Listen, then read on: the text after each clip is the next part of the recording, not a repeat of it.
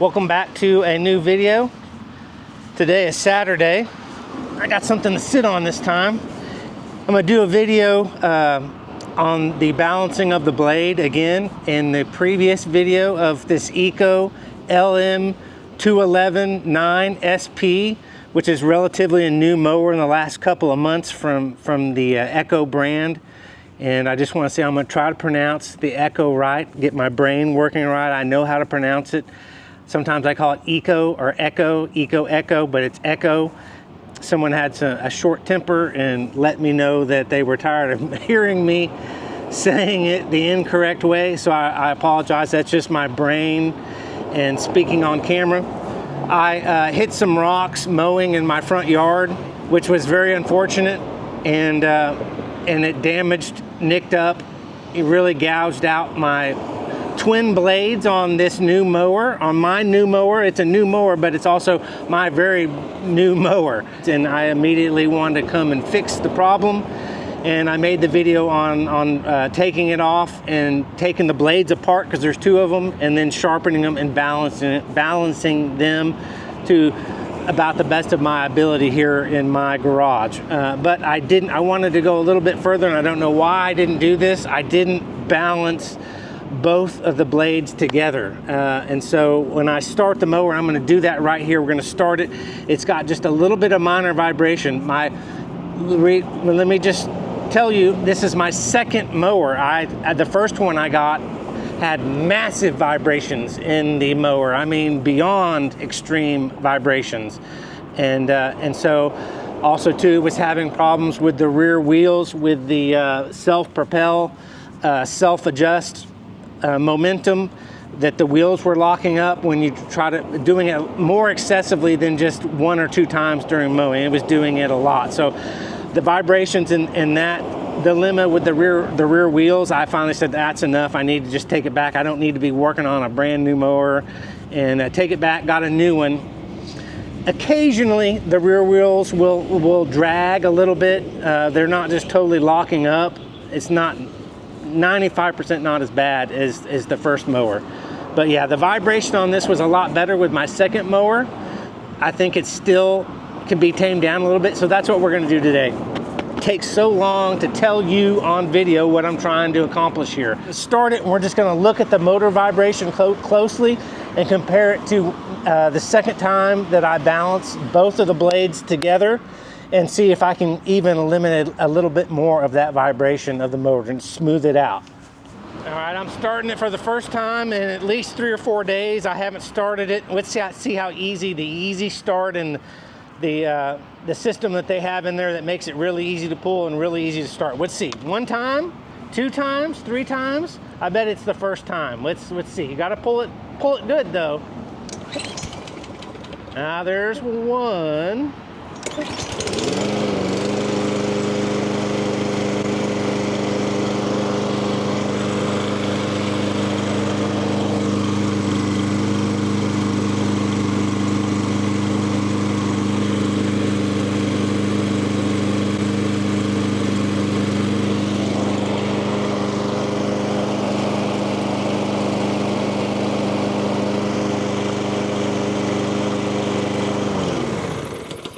All right, so there I started it, and it has a little bit of vibration. It's not perfect, but maybe I can smooth that out a little bit. Maybe that is because I didn't balance both of my blades together. And I'm gonna try a little bit different technique with balancing. I've seen there's 1 or 2 easy ways to kind of do it without having to buy a physical balancer. So that's what I'm gonna attempt to do today. But you can see also too, as I lift the front wheels on this one up off the ground, my first mower, the wheels shook like crazy. And obviously these wheels did not shake at all. So maybe there's just some production issues with that first mower. You know, hopefully so. I really trust the Eco name, and I want this to be an excellent mower for it. If it doesn't run for 10 to 12 years, I will be disappointed. Just one thing that I like to do before I put it in the stow position where I can work on it, you know, put the mower back in its stow position is what they call it. I like to just go ahead and for this mower specifically, undo my pull cord and put that back right there, because it does not pull out or when you put the push bar handlebar back up, it's a little tougher to do. So I just immediately just take that off and put this in the stow position, lock it in back here. Sometimes you have to pull the orange bar, the engine brake, you have to manipulate that a little bit for it to fully go down. But make sure it clips in back here so that when you lift it up, it's all in a nice, it's not going to move around and come undone. All right, this time around, I forgot that I had this. I do have a couple of really nice $300 or $400 air impact guns that were given to me when a friend passed away. I don't have a ton of experience and background using compressor powered tools. And so maybe I have a little bit of fear of them just because I haven't grown up using them. But I have them, I have used them before.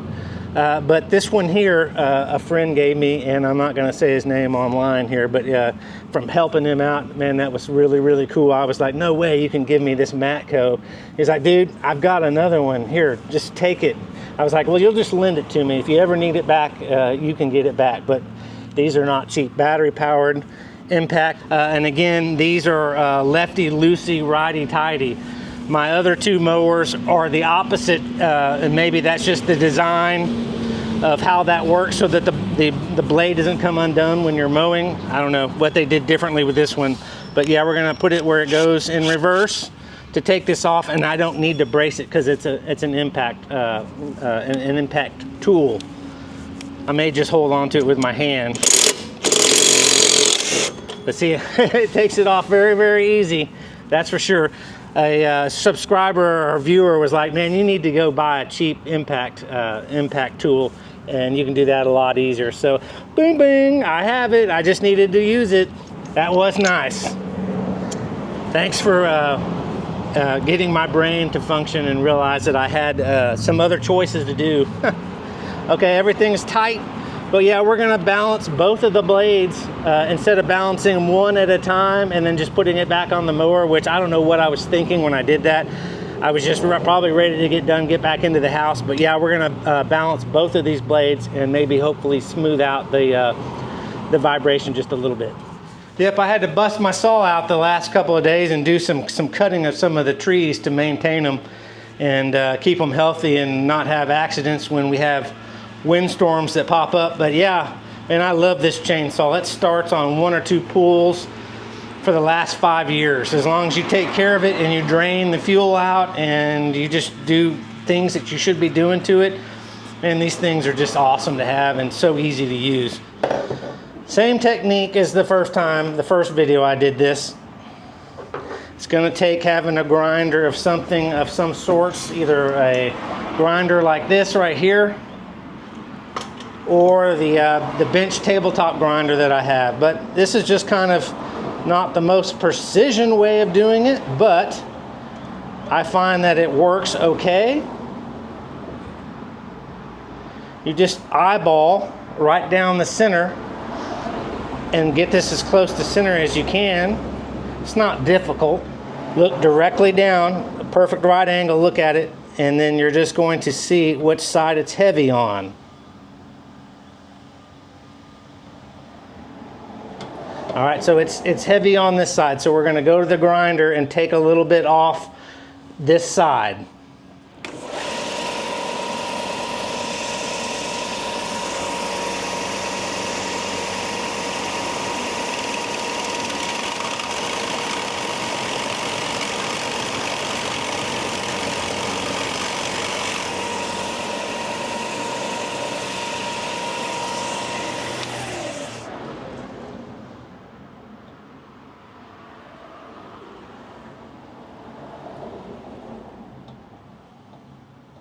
All right, still a little heavy on this side. I think the same side. So we're going to take a little bit more off.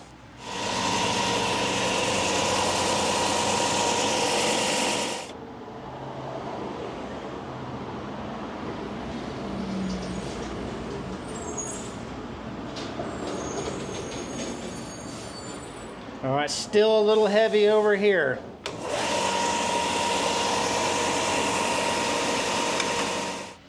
All right, that is perfect. Let me move the camera and show you what I'm talking about. All right, you're going to be looking over here and see how well it teeter-totters, or if it teeter-totters at all. All right, it is balancing back and forth. That is perfect balance. It was off, but let me show you how I think other people have shown that they want to balance it. It would be good if you had a hole in a board on a wall and this fit really tightly, and this was, you took a little level to it, stuck this into the wall so that you weren't holding it, and then you put a level on it, make sure it was vertical or horizontal, you know, to the ground, perfectly level, and then you could slide your blade onto it. And I'm not knowing if I'm holding it, but in theory, putting this in here like this, if it was heavy on one side, it would drop and go down to the bottom. Versus heavy on the other side, it would go to the bottom. But look how it's leveling, almost leveling itself out perfectly. I think I did a pretty good job. All right, like a dodo, I may not have hit the record button when I put the blade back on. I used my little impact driver and put it on to a point, but then of course I wanted to use my torque wrench, and I set it at 36.5 foot-pounds. Pound-feet, foot-pounds. It's one of those two, but you can read that in your mower manual. It tells you that. Back on, everything's tight. All right, it's back in its regular starting position, mode position, so just pull your engine brake in, pull your cord out, loop it in here like this. And now we're gonna start it and see if it vibrates any less.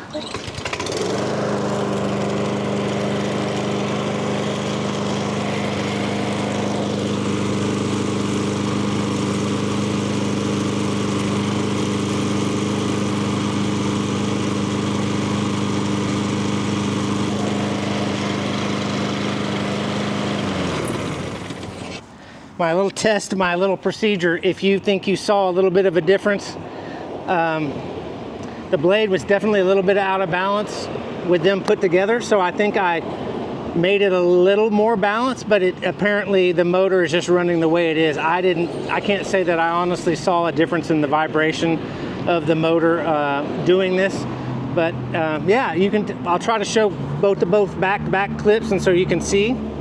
But that's my video. Hopefully you found it informative and helpful and you enjoyed the content. Leave a like if you did, and check back for more videos. Okay, thank you and have a great day wherever you are. Bye-bye.